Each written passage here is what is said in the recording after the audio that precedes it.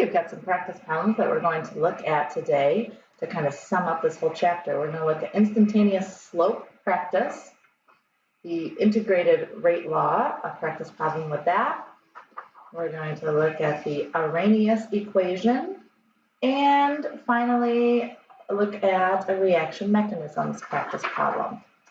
So let's look at this number one. The average rate of decomposition of nitrogen dioxide as a function of time is given as follows. We're given time in seconds of 0, 50, 100, 150, 200. And we're given the concentration. We can see that as time goes on, our concentration is decreasing because reactants are being consumed, and that is in molarity. Calculate the instantaneous rate of disappearance of nitrogen dioxide at time 75 seconds. So what I first notice is that we are given seconds here and we're given seconds there. So there is no unit conversions, which is good. So the first thing that I am looking to do is make lists. And this is going to be list 1, and this will be in list 2. So let's get out our graphing calculator and we'll go to edit. If you have anything in those columns, go up there and clear them out. All right, and then I'm just going to go in and I'm going to enter my 0, 50, 100, 150, 200. And then I'm going to do in list 2, my concentrations given to me, 4.21 times 10 to the negative 5. 2.8 times 10 to the negative 5, 2 times 10 to the negative 5, 1.4 times 10 to the negative 5, and 1 times 10 to the negative 5. All right, so I have all of my lists here. To calculate an instantaneous rate, what we'll need to do first is to find an exponential regression of list 1 and list 2, and that's choice 0 on your stat key. So we're going to go to stat, and then over to calc, and then either skim down or hit 0 for exponential regression. We want list 1 and list 2. So second 1 for list 1, comma, second 2 for list 2. Then we will hit enter, and we will get a screen. Now, I don't need any of this information, but what I will need to do is to transfer it over to my y equals. Now, if you have anything there, just clear it out. Remember how to do this? We hit bars down here, bars, and then choice 5, the statistics. Go over to equations, and then hit enter. And that carried the equation over. Now we just need to check our window and make sure that we have enough data samples. Here for my X, I've got up to 300, which I only really need up to 200. And they can go by ones, that's fine. For Y minimums, if we look at my Y, my concentration, I mean, really, these are small numbers, so we could go from 0 to 1, and that would be good enough. And the next thing we need to do is to find the derivative. So we're going to find dy over dx. So we'll hit second, and then we'll hit trace, which is second calc, and then we'll hit choice 6, which is our dy over dx. Give it a second to think. And the time that we're solving for is 75 seconds, so we just hit 75 and hit enter. Notice that it comes up negative, but we ignore that. And we get 1.717 times 10 to the negative 7 molarity per second. So we just found the instantaneous rate and the unit molarity per second. Moving on to problem number 2, we're going to look at the integrated rate law. Now, looking back at our formula page, the integrated rate law for first order would give us a graph looking like this. And for the second order, we would have a graph like this.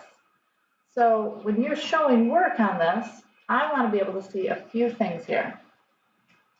To be able to show enough work that I know what you're doing, I would want to see you show me that plotting this data, concentration and time, that I would have on my y-axis the natural log of the concentration of N2O5 over time, and I would want to see the slope and your correlation coefficient, your R squared.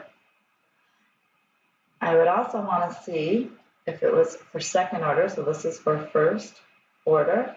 For second order, I would want to see 1 over the concentration of N2O5 versus time, and see this slope and this correlation coefficient. That way I can see that you would know and understand what is the better straight line. So let's go back to our lists, and we're going to edit these. We're going to clear out anything that was in there. Oops, clear, enter.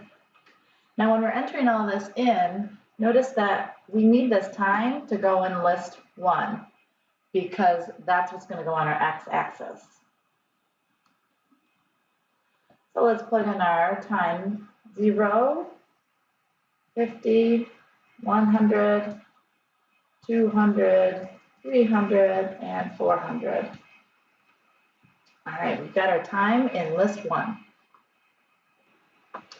And then we've got our concentration that's going to go in list 2. So don't let the order mess you up. Still got time on the x and concentration in some form or another on the y. All right, so going over to list 2, I've got 0.1, 0.0707, 0.05, 0.025, 0.0125, and 0.00625. All right, so now let's go over to list 3, and what I want to do is put my natural logs of list 2 in list 3. So we're going to put our cursor up to the top, and we're going to just put in the natural log of second 2, which is list 2, and hit enter. And so now all of my list 3 is the natural log of the concentration of N2O5. Then we're going to go over to list 4, and I also need 1 over the concentration of N2O5. So we'll go up to the top cursor L4, and we'll do 1 divided by our list 2, which was the concentration. And there we go, we've got all of my reciprocals. Now we want to know the best straight line. So let's run our stat, calc, and then linear regression, number 4.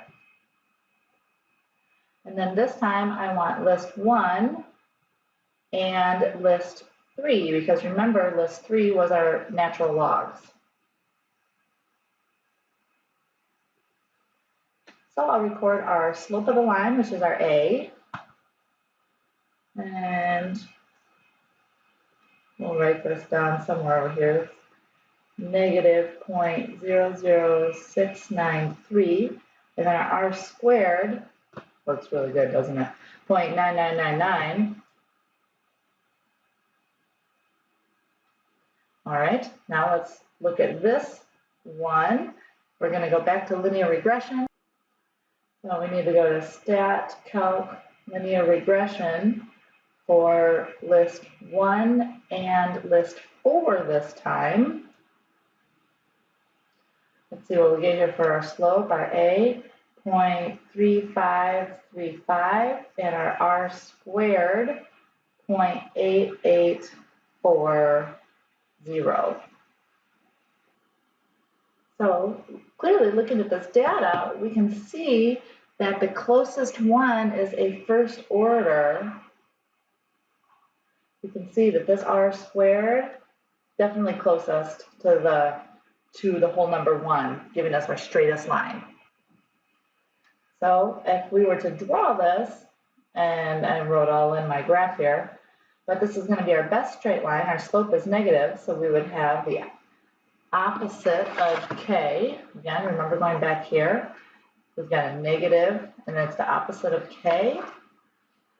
And for this graph, we have a positive slope, but again, it's not in a very straight line, so I'm going to exaggerate this, but it would look something like that. This reaction is first order.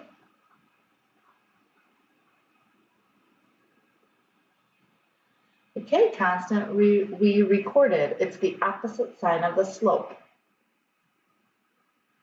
And when we look at that rate constant, again, opposite of slope, so K is equal to positive 0.00693. And when we're looking at units, because it's first order, molarity drops out, so we're just left with per seconds.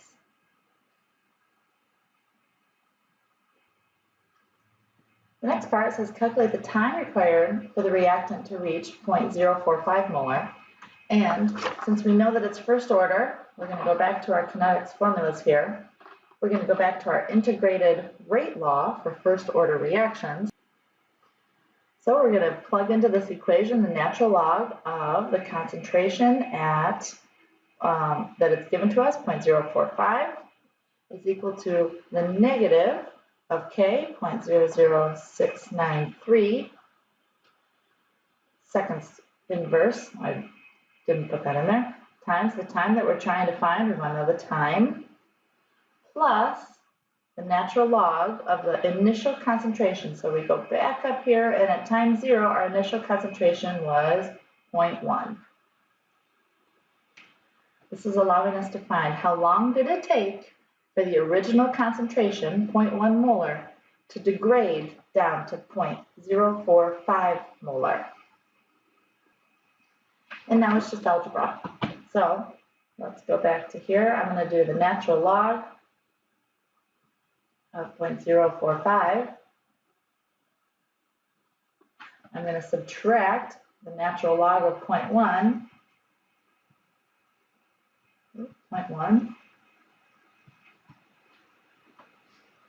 And then I'm going to divide by negative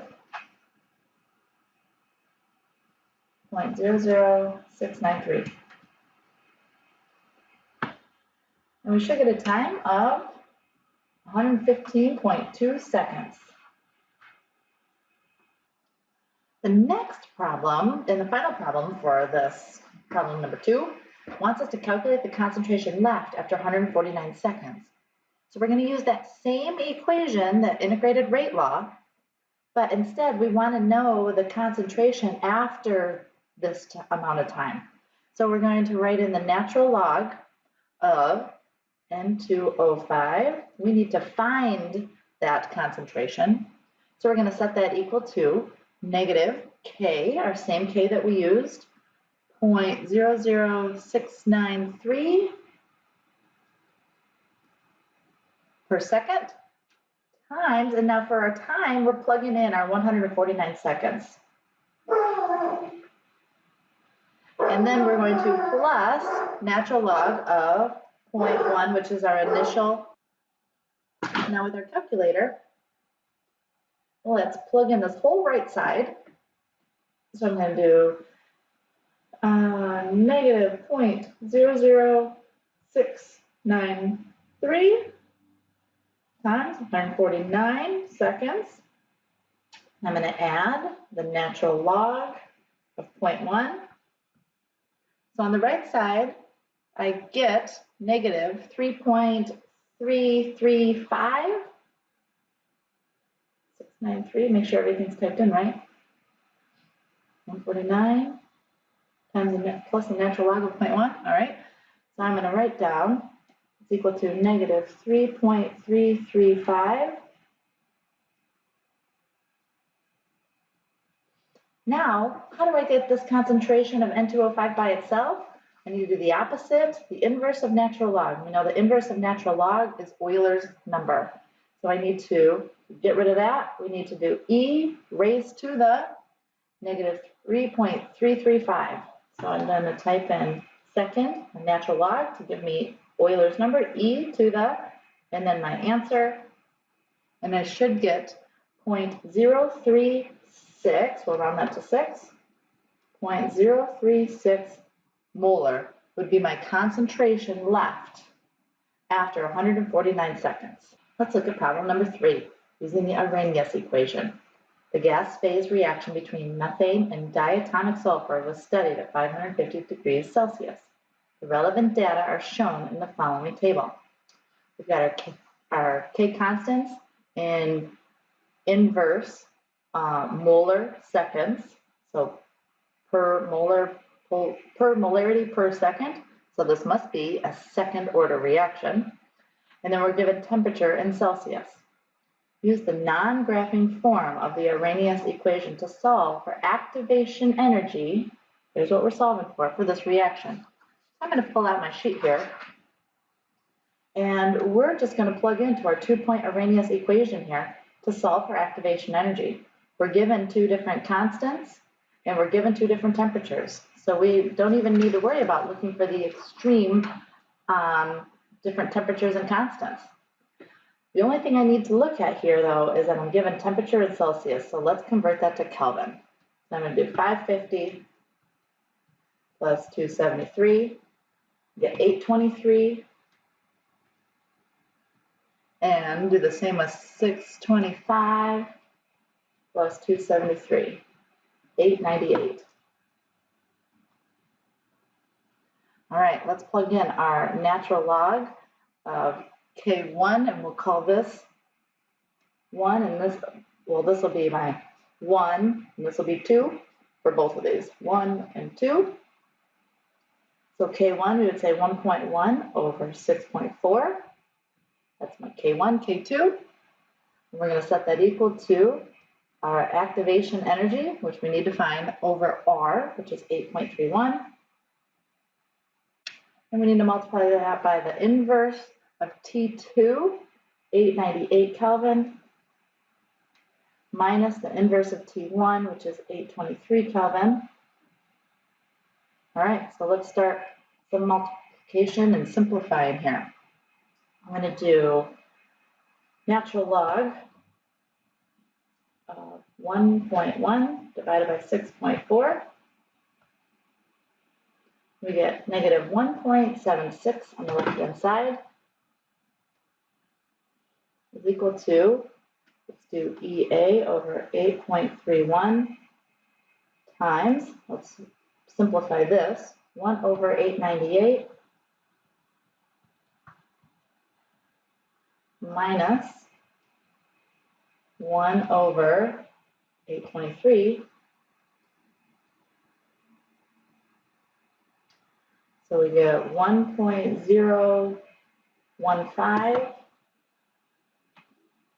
times 10 to the negative 4th. So we need to divide both sides by my 1 times 10 to the negative 4th.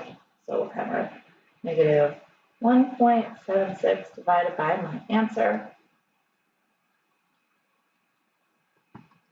That gets me 17343.13 is equal to EA over 8.31. Now we just need to multiply both sides by 8.31. And we should get this large number, again, remember this is in joules, 144,121.4 joules. We tend to convert this into kilojoules. So this would be equal to 144.1 kilojoules.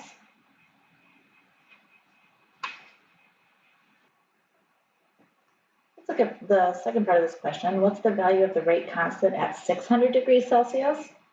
Okay, so we're given a second temperature. Let's look to see what this is in Kelvin, and then we can set it up. So I'm going to do 600 plus 273 would be 873 Kelvin. So the rate constant, so when we set this up, the natural log, let's still use the same K1, 1.1, but then we'll say, what is that rate constant? We need to find out what K2 is. So we know our activation energy now, we just found it, but we need to use our joules form of it because of our gas log constant, 8.31 is in joules. So we'll use our 144,121 joules over 8.31. And we need to do 1 over T2. We just found T2, that is 873 Kelvin, minus 1 over our T1 temperature, which is 823 Kelvin. So now let's simplify the whole right side. We can, which is 144,121 divided by 8.31. Then we need to multiply that by this temperature here, so times it by 1, I'm going to do multiple parentheses here just to make sure my calculator does order of operations right. 1 divided by 873 minus 1 divided by 823 and double parenthesis that. All right, so I got negative 1.21 for my right side. So I've got the natural log of 1.1 over K2 is equal to negative 1.21 on the right side. All right, let's get rid of that natural log. So we're going to take Euler's number of the right side. So we'll just do e to the negative 1.21 and should give me 0.299 on the right side. So now here I have 1.1 over K2 is equal to 0.299. Now using algebra here, I can rearrange this equation to solve for K2. K2 would be 1.1 divided by 0.299. And we should get K2 is equal to 3.68. And our units are m minus 1 and s minus 1 per molarity per second. All right, let's finish up the last problem of the Arrhenius equation. The rate constant for the gas phase decomposition of dinitrogen pentoxide has the following temperature dependence. We're given temperature in Kelvin, which is great, and we're given our K constant. So using your graphing calculator, make the appropriate graph and determine the activation energy for this reaction. Show enough work so that I know what you're doing. All right, so let's look at our Arrhenius equation here. The graph that we're going to make is going to have on my y-axis the natural log of K, and we know K, and we also need on the x-axis in Kelvin temperature 1 over temperature. So on our calculator, let's make some lists. Let's go into our stats and go to edit. And I've got stuff in all of my lists, so I'm just going to clear these out.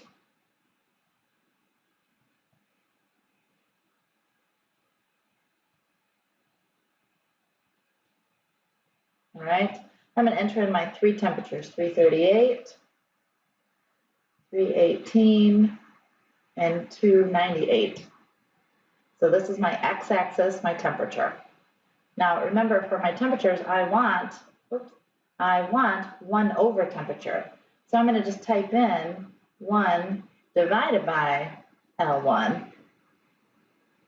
And I should get my inverse temperatures here. Now for my L2s, I want my K constants in there, so I'm going to enter in my L2 0.0049, 0.0005, and 1, 2, 3, 4, 1, 2, 3, 4, 3, 5. And remember, for my y-axis, I want the natural log of k. So I'm going to just go up here. Since this is k, I want the natural log of k, which is natural log of L2. I'm going to hit enter here, and I've got all of my natural logs of k in my second list now. So this is just a reminder that my L1 is temp, and then I converted it to 1 over temp. And then L2, I put in my k, but remember, I wanted the natural log of k. This is my x-axis. This is my y-axis. So now let's run a linear regression. We're going to go to Stat, Calc. Number 4 is linear regression. We want L1, comma, L2, enter. Now I'm going to record the slope of that line, that A. -12447.03. Now that's great, but remember, move my calculator out of the way here. Slope is equal to negative EA over R.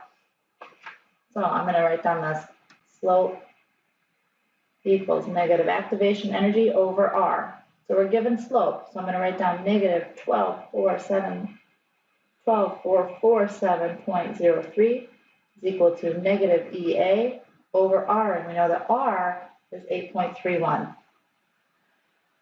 So we know that we can multiply these two together and divide by -1 to get activation energy. So let's do 12. We know the negatives will cancel out. Activation energy is always a positive number. 12447.03 times 8.31 will give us 447.03 times 8.31. And we should get, again, this is in joules. I'm going to convert it to kilojoules. Oops. 103,434.8 joules, which would be 103.4 kilojoules. All right, let's do one last problem looking at reaction mechanisms.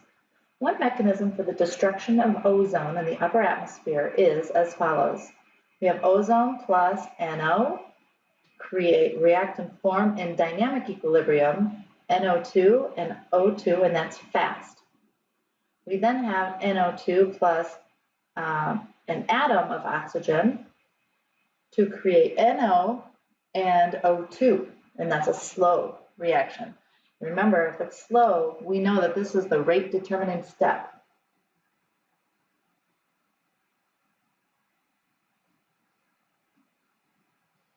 Okay, so let's look at what is the overall reaction. Well, let's see what we can nix out here. We've got NO2 on the right and NO2 on the left, so we can cancel those guys out. And do I have anything else? I've got NO and NO, and cancel those out. So let's bring down what is left over. Overall reaction, I've got O3, ozone, plus O, atomic oxygen. And that's going to give me an O2 and an O2, so 2 O2s. Which species is a catalyst? Remember, a catalyst is not a reactant or a product, but it is present in the reactants, and it is also present unchanged in the products. So if we looked at this, we would say, hey, look at, we've got NO, and we have unchanged NO as a product. So our catalyst must be NO. What about an intermediate? Which species is an intermediate? So it was formed in the first mechanism, first reaction, and then it was used up and consumed in the second. And we can see that that NO2 was created, and then it was also consumed. So it's not in my original reactants, it's not in my final products. So our intermediate must be NO2. Now let's look at the observed rate law. So our rate determining step, now remember our observed rate law is coming from our rate determining step. So that's coming from K2, because it's our second reaction, K2 times NO2 raised to the first order and oxygen to the first order. This is a bimolecular equation. But there's a problem, we can't stop there. NO2, what's wrong with it? This is an intermediate, right? NO2 was one of my products formed in reaction 1, and then it is consumed in reaction 2. So this is so we can't have that in our overall, our observed rate law. So NO2 needs to be subbed out from the equilibrium up above. So let's look at reaction 1. Let's write this. That gives us O3, and because they're in dynamic equilibrium, we can say that they're equal to one another. So concentration of O3 times the concentration of NO is equal to concentration of NO2 times the concentration of O2. Again, we want to sub out, we want just the concentration of NO2. So let's get rid of the oxygen, because that will cancel out. So now we're left with the concentration of NO2, and we can sub this in for that, because now we do not have NO2 in our observed rate law, so there's no intermediate in the rate law. So let's take all of this and write it in to make our new observed rate law. So rate is equal to our K2 times, instead of our NO2, we're writing this in there, O3 times NO times, this O was in our original, all divided by O2. And again, we don't usually have division in our rate law, so we can write O2 to the -1. It would be okay if you wrote that rate is equal to K2 times O3 NO O all over O2. These are indeed the same. They are equal to one another. You just typically see it raised to a negative first power and not have it as a division. So you can see that in the rate law we have 4 ingredients, so that would make it an impossible elementary reaction, since it would be termolecular. The observed rate law, we can see, comes from a step further down than step 1. We would never predict a rate mechanism to have 4 molecules that are colliding as the observed rate law shows. So now you have completed one type of problem in each major area. Continue studying for your test, and good luck.